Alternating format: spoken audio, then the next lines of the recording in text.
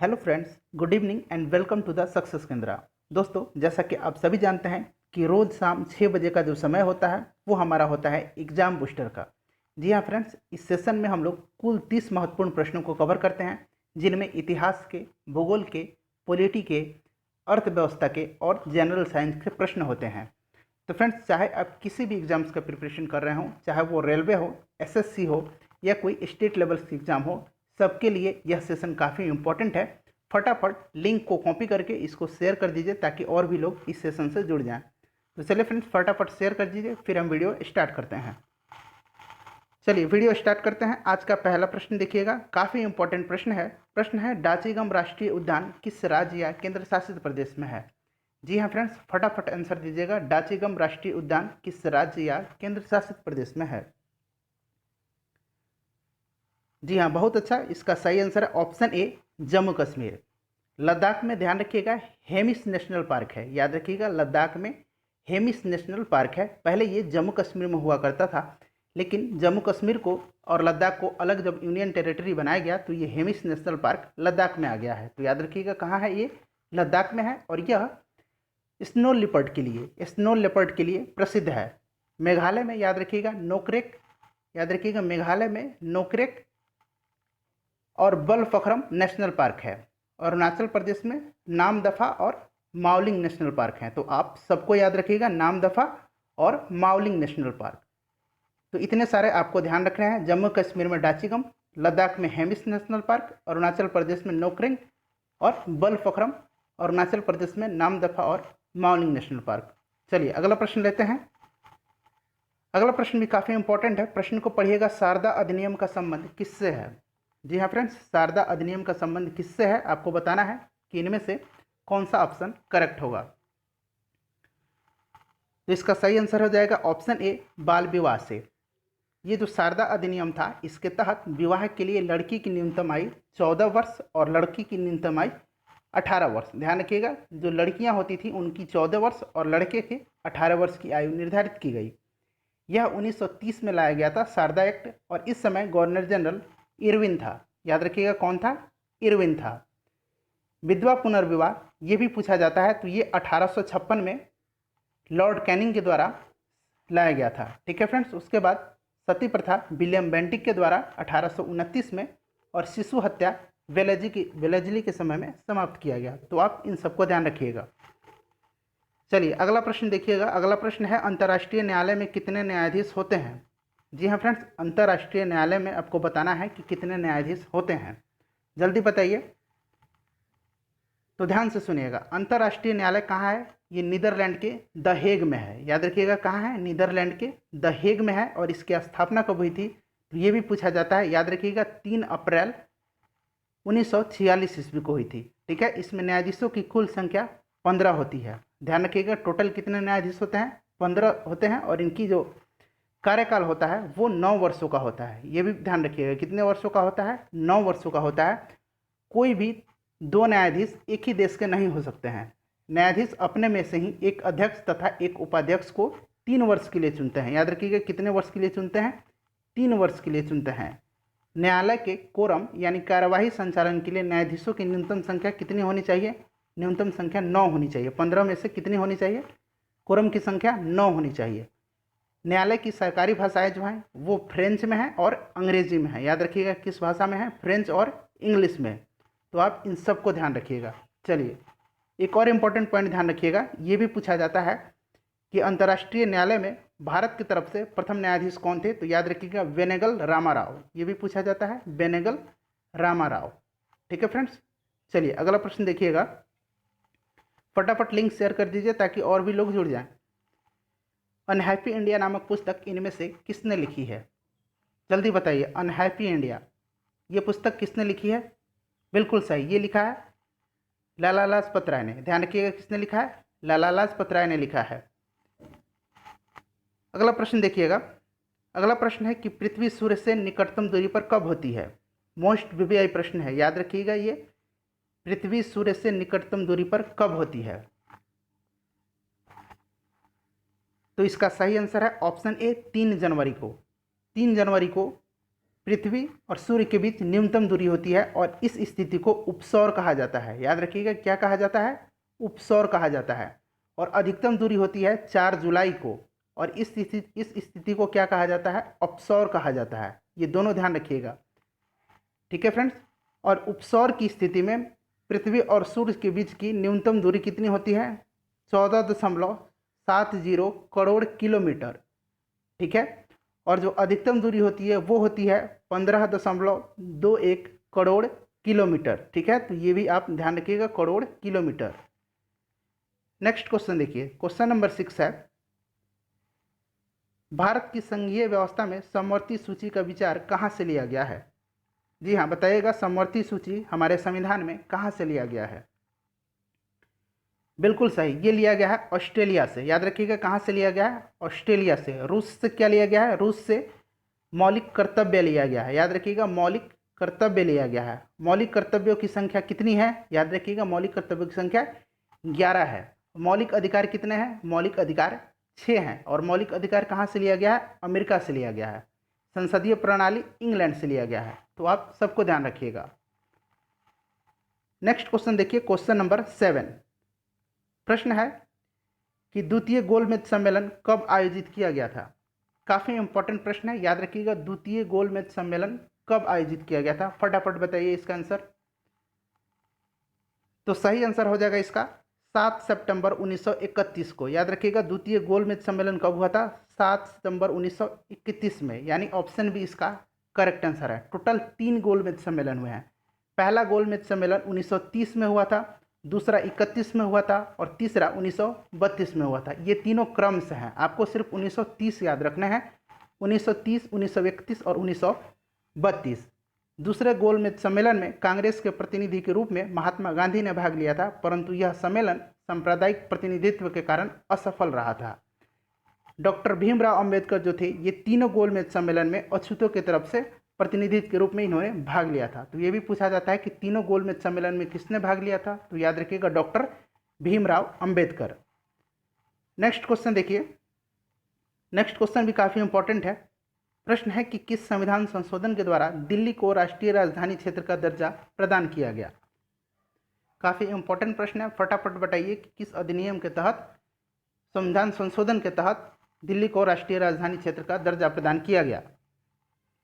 बहुत अच्छा, इसका सही जवाब है ऑप्शन डी, 69वां संविधान संशोधन। और ध्यान रखिएगा, ये 1991 में हुआ था, और इसी के तहत दिल्ली को राष्ट्रीय राजधानी क्षेत्र बनाया गया तथा दिल्ली संघ राज्य क्षेत्र के लिए विधानसभा और मंत्रिपरिषद उपबंध किया गया।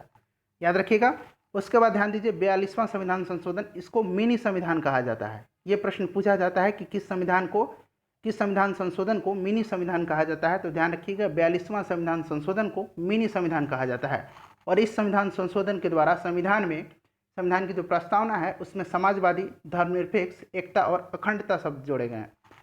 61वां संविधान संशोधन, इसके तहत जो मतदान की आयु होती है उसको 21 वर्ष से घटाकर 18 वर्ष किया गया, ठीक है। और 44वां संविधान संशोधन, ये 1978 में हुआ था, और इसके तहत संपत्ति के अधिकार को मौलिक अधिकार की सूची से हटा करके एक कानूनी अधिकार में रखा गया, ठीक है।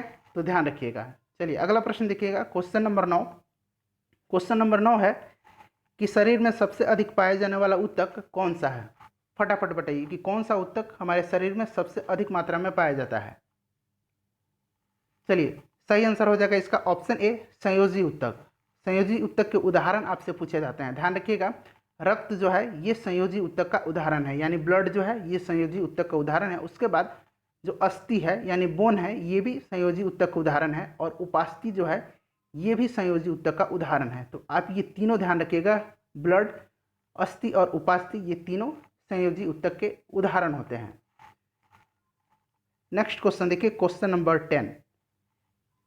गांधी जी का दांडी मार्च निम्नलिखित में से किस आंदोलन से संबंधित था? मोस्ट विवेय प्रश्न है। तो सबसे पहले आपको ध्यान रखना है कि ये दांडी मार्च कब शुरू हुआ था? तो ये हुआ था 12 मार्च 1930 को। ये डेट आपको याद रखना है, 12 मार्च 1930 को गांधी जी ने अपने 79 अनुयायियों के साथ, याद रखिएगा कितने अनुयायियों के साथ, कितने समर्थकों के साथ? तो 79 समर्थकों के साथ साबरमती स्थित अपने आश्रम से लगभग 322 किलोमीटर की दूरी तय करके दांडी पहुँचे। और वहाँ 6 अप्रैल को, याद रखिएगा 6 अप्रैल 1930 को नमक कानून तोड़कर सविनय अवज्ञा आंदोलन की शुरुआत की। तो इसका सही आंसर हो जाएगा ऑप्शन सी, सविनय अवज्ञा आंदोलन। इंपॉर्टेंट है, ध्यान रखिएगा। चलिए, और फ्रेंड वीडियो को लाइक ज़रूर कीजिएगा। नेक्स्ट क्वेश्चन देखिएगा, क्वेश्चन है हमीदा बानो बेगम खालिस्तान है की माता थी। आपको बताना है कि किसकी माता थी।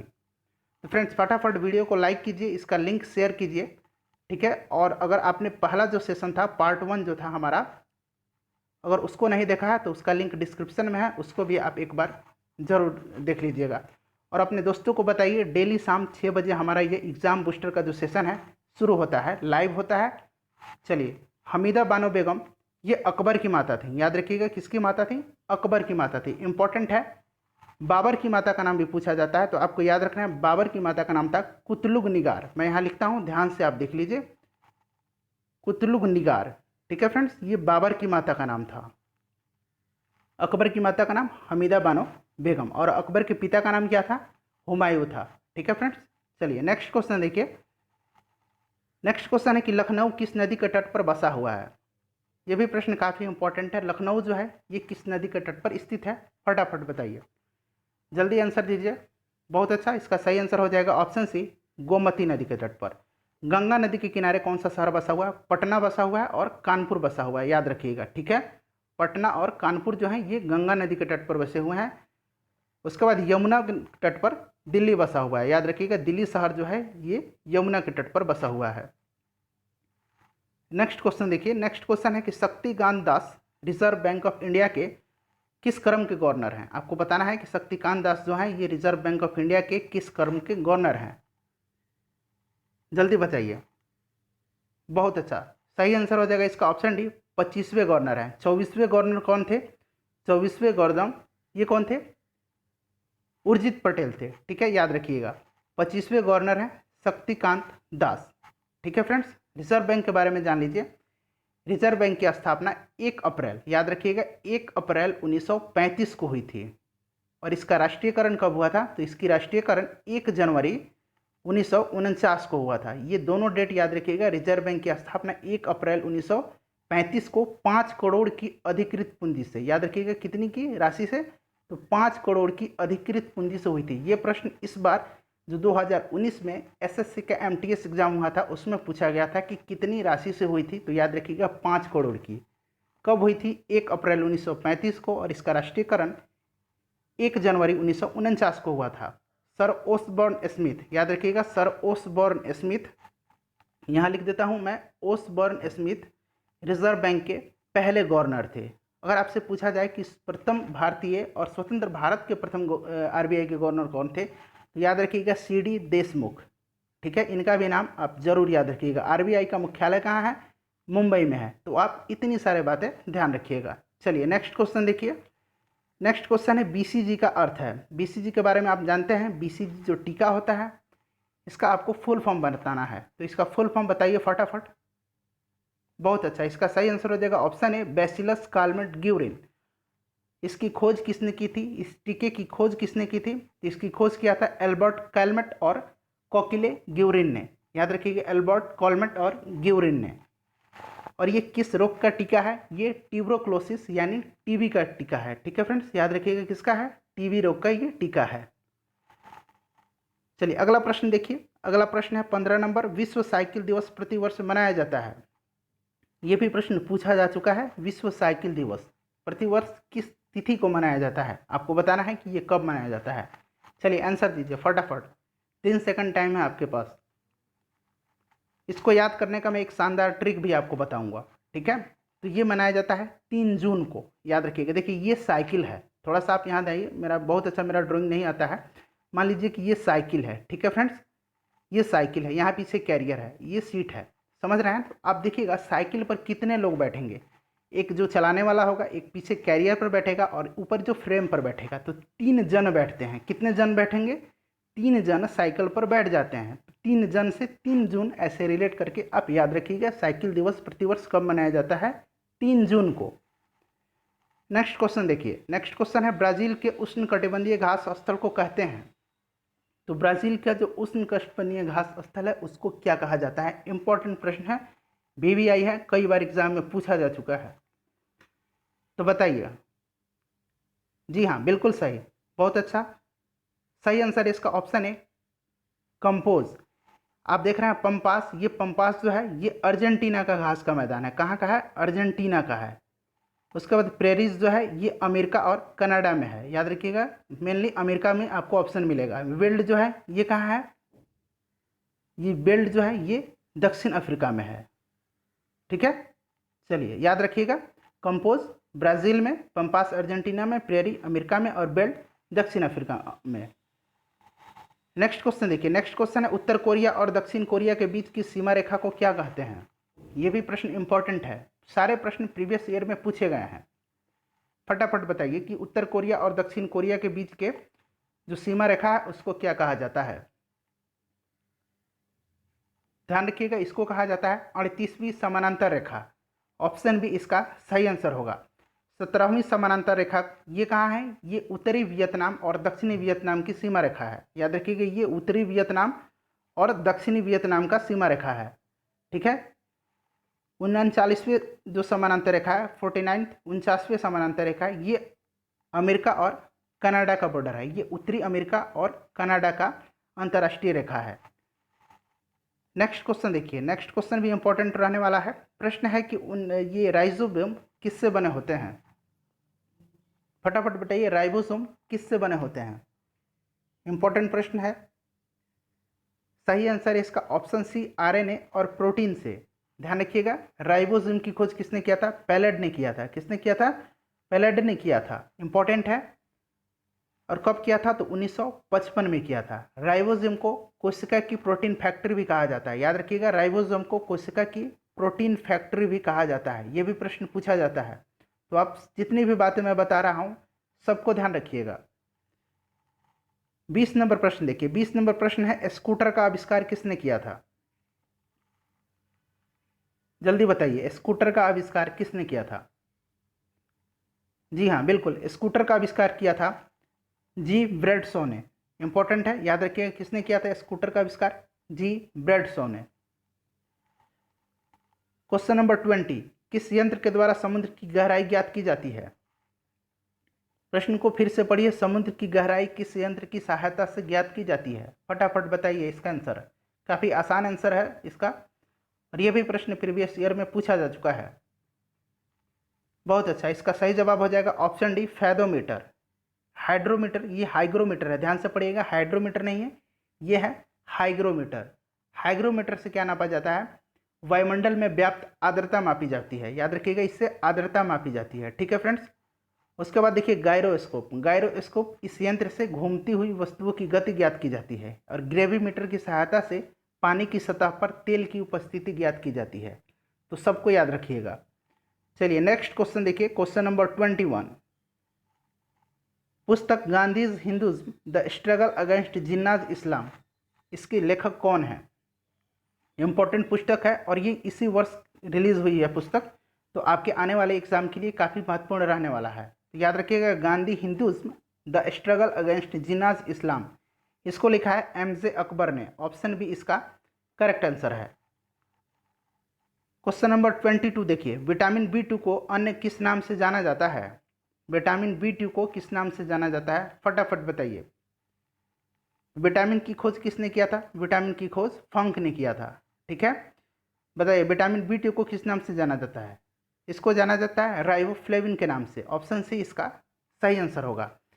ये जो विटामिन B2 है, इसकी कमी से त्वचा फट जाती है, आंख लाल हो जाते हैं और जीभ फट जाता है। तो ये सारी विटामिन B की कमी से होने वाले, विटामिन B2 की कमी से होने वाले रोग हैं।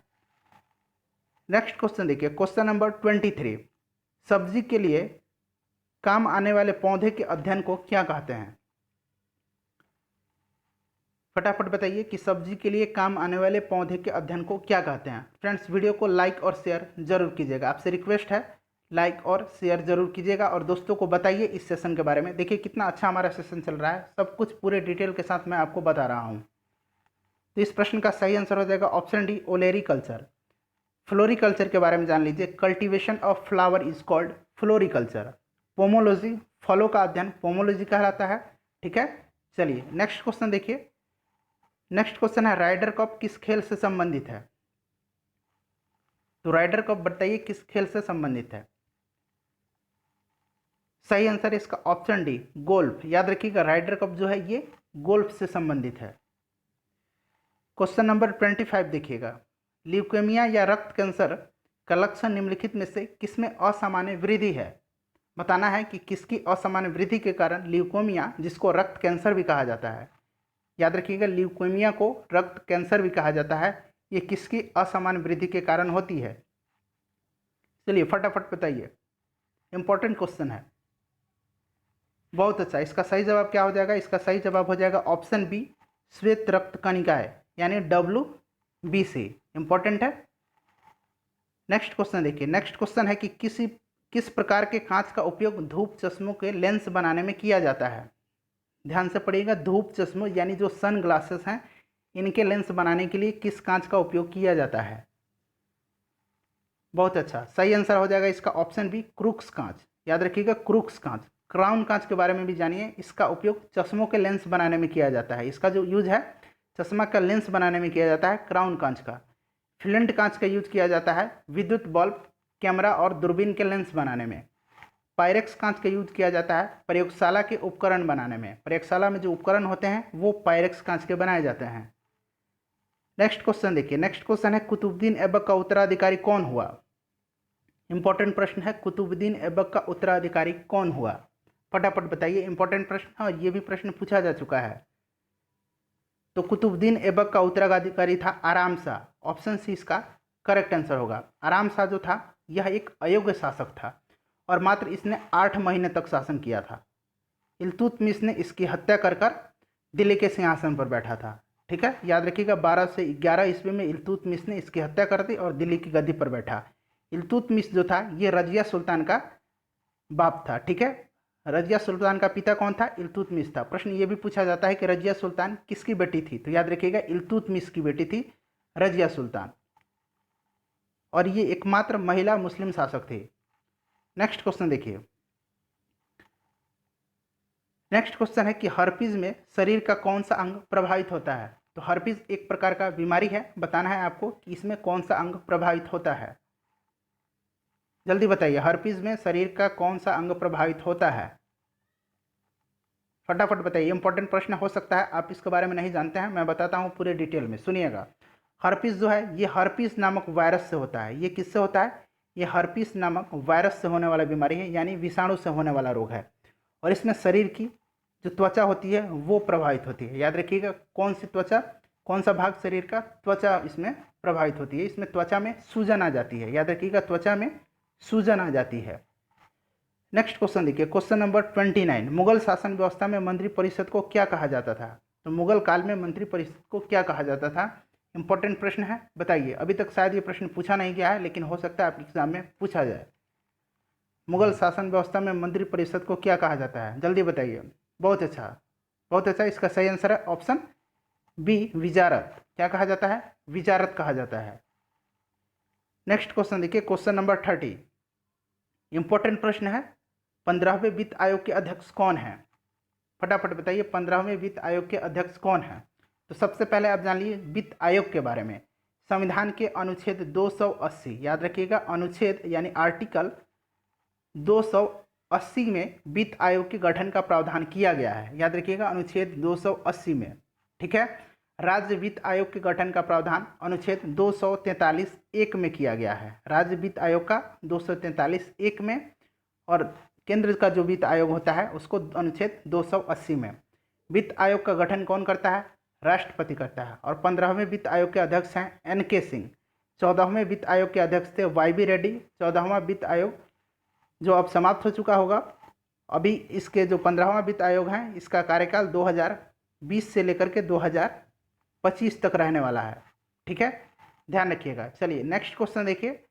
नेक्स्ट क्वेश्चन है कि वित्त आयोग की अध्यक्ष की नियुक्ति किसके द्वारा की जाती है? बताना है कि वित्त आयोग के अध्यक्ष की नियुक्ति किसके द्वारा की जाती है। फ्रेंड ये आपका होमवर्क है, इस प्रश्न का आंसर आप कमेंट बॉक्स में बताइएगा, और साथ ही साथ आप अपने दोस्तों के बारे में भी इस सेशन के बारे में बताइए। दोस्तों से इस सेशन के बारे में बताइए कि यह सेशन आपका बहुत ही अच्छा जा रहा है और इसमें बहुत कुछ सीखने को मिल रहा है। तो फ्रेंड्स, मैं उम्मीद करता हूँ कि आज का सेशन आपको कल से बेटर आई होगी पसंद, और इसी तरह दिन प्रतिदिन हम और बेटर करते जाएंगे और एक दिन आपके जितने भी जीके जीएस के पोर्शन हैं वो सारे कंप्लीट हो जाएंगे और आप निर्भीक किसी भी एग्ज़ाम में बैठ सकते हैं, आपको कोई समस्या नहीं होने वाली है। तो फ्रेंड्स, सुरक्षित रहिएगा, अपना ध्यान रखिएगा। फिर मिलते हैं कल ठीक शाम